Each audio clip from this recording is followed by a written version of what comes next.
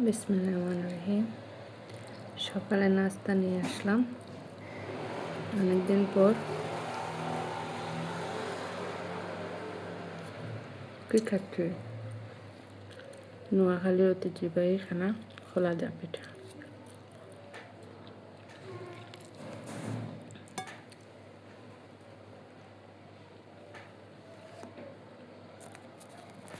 এই যে দেখাচ্ছি, দেখানো তো যাচ্ছে না।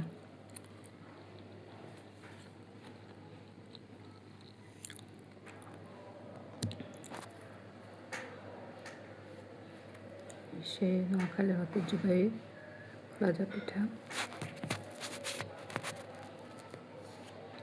এটা মূলত মাটির ইয়েতে তাওয়াতে রেডি করলে ভালো হয়, ফ্রাই প্যানেও তো ভালো হয় না। তো এখানে তো মাটির হয় না, মূলত পাওয়া যায় না।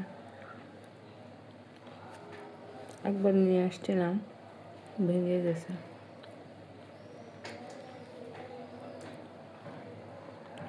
তারপরেও মাঝে মধ্যে খেতে মন চায়, তখন এভাবে ফ্রাই প্যানে বানিয়ে খাই।